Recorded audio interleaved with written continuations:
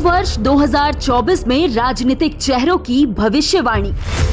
क्या कहती है राजनेताओं की जन्म कुंडली और राशि? 2024 में क्या होगा इन नेताओं का राजनीतिक करियर? नए साल में कौन से नेता के सर पर सजेगा ताज और कौन से नेता से छिनेगा उनका सिंहासन? कौन करेगा जनता के दिल पर राज और किस नेता को नकार देगी पब्लिक? कौन बनेगा राजा और कौन होगा रंक? देखिए देश के सबसे बड़े नेताओं पर सबसे बड़ी भविष्यवाणी सिर्फ एनएमएफ न्यूज पर। आदरणीय मोदी जी को गाली देकर के या उनको नीचा दिखाकर राजनीति करने का प्रयास करेगा, उसका राजनीति समाप्त हो जाए। अभी वर्तमान स्थिति में अभी कुंडली राजयोग के लायक नहीं है। यह पूर्ण रूप से मैं खंडित करता हूं कि उनकी कुंडली में अभी आने वाले 5 वर्ष राजयोग नहीं है। खुशबू अपने ही कुछ नेता जो कि इस 5 राज्यों के चुनाव में इनके हार का कारण बने हैं, जरूर ही होगी। पारस का अंश तो इनको जरूर मिलेगा। नए साल में बदल जाएगी राहुल की किस्मत। मिल सकता है पारस का पत्थर जिससे बदल जाएगी जिंदगी। 2024 में राहुल की कुंडली दिलाएगी कांग्रेस को जीत। राहुल गांधी के उदय का समय आ गया है। 5 राज्यों के विधानसभा चुनाव के नतीजे सामने आ चुके हैं। बात 3 राज्यों की करें, छत्तीसगढ़, मध्य प्रदेश और राजस्थान की। जब एग्जिट पोल सामने आया था तब हमने देखा था कि कांग्रेस को बम्पर जीत मिलने वाली है और यहाँ पर बीजेपी हारेगी। लेकिन जैसे ही रिजल्ट सामने आए, नतीजा बिल्कुल अलग निकला। छत्तीसगढ़, जहां पर जिसे कांग्रेस का गढ़ माना जा रहा था, जहां पर सबको भरोसा था, उम्मीद ही नहीं भरोसा था कि यहां पर कांग्रेस ही जीतेगी, वहां पर भी कांग्रेस बुरी तरह से हार गई है।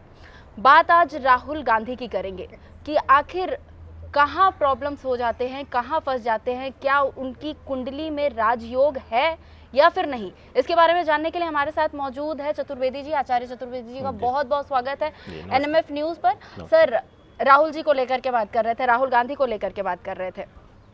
2024 के लिए वो अलायंस बना रहे हैं, विपक्ष एक साथ जुट रहे हैं, लेकिन 2023 में जो विधानसभा चुनाव हुए, जो उनका गढ़ था, वहां से बीजेपी ने उनसे सत्ता छीन लिया और ऐसा छीना कि वो वहां पर आ ही नहीं सकती है। आखिर क्या दिक्कत है, क्यों, क्या कहती है राहुल की कुंडली? क्या कभी राजयोग है उनके जीवन में, जीवन काल में? आज या कल की नहीं पूछ रही हूँ मैं। बिल्कुल खुशबू जी, राहुल गांधी की कुंडली पे अगर हम लोग चर्चा करें, पहली चीज कि कुंडली में राजयोग को परिभाषित कैसे करेंगे। देखिए, राजयोग तो उस व्यक्ति ने लेकर पैदा हुआ ही है कि क्योंकि राजकुल में जब हम पैदा हो जाते हैं तो हाँ, अब वहां पर परिभाषा ये आती है कि क्या वह राज सिंहासन पर बैठने के लिए।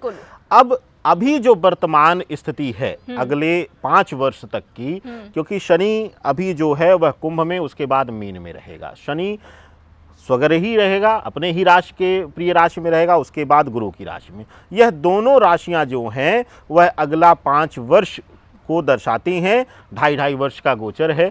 2025 में कुंभ से निकलकर 27 में मीन में चले जाएं, 27 तक मीन में रहेंगे। अब यहाँ पर खुशबू जी एक बहुत बड़ा प्रश्न आता है कि हमने पहले भी आप ही के मंच से बोला था कि राहुल गांधी के लिए लोगों ने कहा जेल हो जाएगा, प्रभाव खत्म हो जाएगा, ये हो जाएगा। नहीं, उनकी कुंडली कारागार योग नहीं था और यह साबित हो गया, छूट गया। लोगों ने कहा कि अब राजनीतिक करियर दांव पे लग गया, वो फिर संसद का मुंह नहीं देख पाएंगे, वो भी खंडित हो गया। क्योंकि कुंडली में ग्रह दशाएं, एक शब्द आपने बोला अभी वीडियो में शुरुआत करते हुए कि सारे एग्जिट पोल और सारे नतीजे जो सबकी गणनाएं थी वह फेल हो गई और स्वतः बीजेपी की गणना भी फेल हो गई।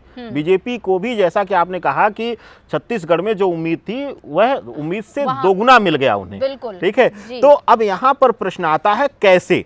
कैसे का जवाब एक है खुशबू जी। कहते हैं कि जब कुंडली में ग्रह मजबूत हों तो हमें ना चाहते हुए भी सोने का मटका दिला देते हैं, सोने का घड़ा दिला देते हैं। और अगर ग्रह कमजोर हो तो उसी घड़े को हम लात मारकर कि कौन सा ठोकर आ गया है बीच रास्ते में, हम लात मार के आगे बढ़ जाते हैं। अंतर बस यही है इस 5 राज्यों के चुनाव में, जिसमें कि 3 राज्यों में यही प्रभाव आया। दूसरा, मोदी जी की कुंडली के साथ, अब क्यों मैं कंपेयर कर रहा हूं राहुल के प्रश्न का आपके, बिल्कुल। कि राहुल गांधी का जो चेहरा है वह राष्ट्रीय चेहरा बनाकर उन्होंने रखा हुआ है। अब हमने पहले भी कहा है, आज भी कहते हैं कि जो भी आदरणीय मोदी जी को गाली दे करके या उनको नीचा दिखाकर राजनीति करने का प्रयास करेगा, उसका राजनीति समाप्त हो जाएगी, ढल जाएगी। यही काम कांग्रेस ने और राहुल गांधी ने यह गलती फिर से दोहराई है कि उनको अनेकों नेक नाम से और उनको नीचा दिखाने का प्रयास फिर से करने लगे हैं। अब राहुल गांधी की जो कुंडली है, जो स्थिति उनकी राहु की और शनि की जो स्थिति है विशेष रूप से, वह पीड़ित है और इसीलिए देखा गया है कि उनको मानसिक पीड़ा, मानसिक उत्पीड़न का सहारा होता है उनके लिए। और अभी वर्तमान स्थिति में अभी कुंडली राजयोग के लायक नहीं है। यह पूर्ण रूप से मैं खंडित करता हूं कि उनकी कुंडली में अभी आने वाले 5 वर्ष राजयोग नहीं है। खुशबू जी, चलिए आचार्य जी, वर्ल्ड कप का मैच हुआ था, पीएम मोदी खुद देखने के लिए गए थे और वो मैच इंडिया हार गई थी। उसके बाद एक हैशटैग ट्रेंड हो रहा था, पीएम यानी कि पनौती मोदी, और ये किसने ट्रेंड करवाया था? राहुल गांधी ने। लेकिन अब जिस तरीके से राहुल गांधी के पार्टी की 3 राज्यों में प्रचंड हार हुई है, कहीं राहुल गांधी पनौती तो नहीं अपने पार्टी के लिए?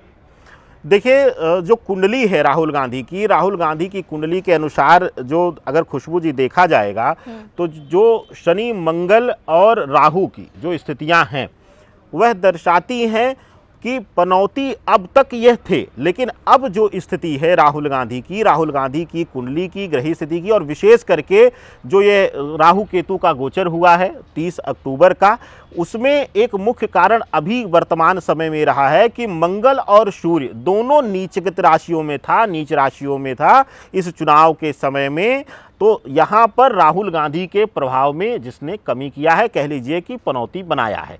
लेकिन मैंने पहले भी बोला था कि अब 30 अक्टूबर 2023 के बाद से व्यक्तिगत छवि में सुधार हुआ है और आने वाले समय में प्रभाव में वृद्धि, और इस जो पनौती, पप्पू, यह जो शब्द हैं वह धीरे धीरे करके शायद अब धुलने में कामयाब हो जाएंगे राहुल गांधी। पप्पू वाला शब्द जो है वो मुझे लगता है धीरे धीरे काफी ज्यादा वो धुल गया है। लेकिन क्या लगता है आचार्य जी कि राहुल गांधी को क्या सच में एक पारस के पत्थर की तलाश है जिसे छूकर या जिसे पाकर वो सोना बन जाएंगे? और अगर ऐसा है तो वो पारस का पत्थर उन्हें कब मिलेगा? देखिए, आपने बहुत अच्छा प्रश्न किया है और इस प्रश्न को इस तरीके से हम थोड़ा सा ज्योतिषीय तरीके से इसको जस्टिफाई भी कर दें। हमने कहा कि सूर्य, शनि और मंगल की स्थितियां अच्छी नहीं और साथ ही साथ राहु की। सूर्य की स्थिति, सूर्य नीच का प्रभावी होने की वजह से पिता सुख में कमी कर दिया इनके। बिल्कुल, सूर्य ही राज सिंहासन, राज गद्दी देने का कार्य करता है।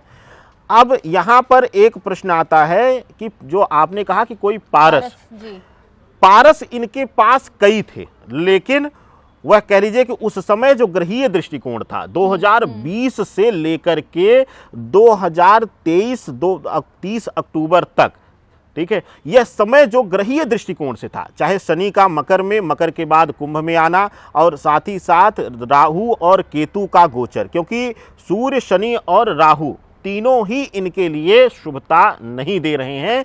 तो ऐसी स्थितियों में यह जो 2.5 वर्ष रहा है, इनसे उल्टे सीधे निर्णय लिवाया है, इनसे इनके अंदर अभिमान ला दिया था, अहंकार ला दिया था, जो कि जिसकी वजह से इनके अपने ही कुछ नेता जो कि इस 5 राज्यों की चुनाव में इनके हार का कारण बने हैं, वो ही इनसे दूर हुए। अहंकारी स्वभाव, क्योंकि राहु जो है मंगल की राशि में आ गया था और केतु शुक्र के वैभव की राशि में आ गया था। तो ऐसी स्थितियों में राहुल गांधी के लिए देखा गया है कि इनके प्रभाव में कमी, और सूर्य क्या, क्योंकि शनि सूर्य की जो प्रभाव युति है वह दर्शाई कि बीच में इनको मानसिक उत्पीड़न का भी जो है सामना करना पड़ा। लीगल केस हुए, 2 बार हुए, संसदीय इनकी भंग हुई, इनको हटाया गया। तो यह सब स्थितियां इनको 2020 से 2023 30 अक्टूबर तक देखना पड़ा है, लेकिन अब वह स्थितियां हट चुकी हैं, दूर हो चुकी हैं। हो सकता है 2024 में, बिल्कुल हो सकता है 2024 में इनको कोई पारस मणि का एक छोटा टुकड़ा मिल जाए और इनके प्रभाव में वृद्धि करे, वृद्धि तो जरूर ही होगी, पारस का अंश तो इनको जरूर मिलेगा। देखिएगा बिल्कुल, आचार्य जी के हिसाब से अगर देखा जाए तो राहुल गांधी को जल्द ही पारस का पत्थर मिलने वाला और अब शायद 2024 में राहुल गांधी के अच्छे दिन आने वाले हैं। खैर, और भी राजनेताओं के बारे में ऐसी ही कुंडली क्या कहती है और 2024 में उनके बारे में क्या कुछ ग्रह कहते हैं, ये जानने के लिए एनएमएफ न्यूज़ को जरूर से जरूर सब्सक्राइब कर ले, बेल आइकन दबाना बिल्कुल ना भूले। नमस्कार।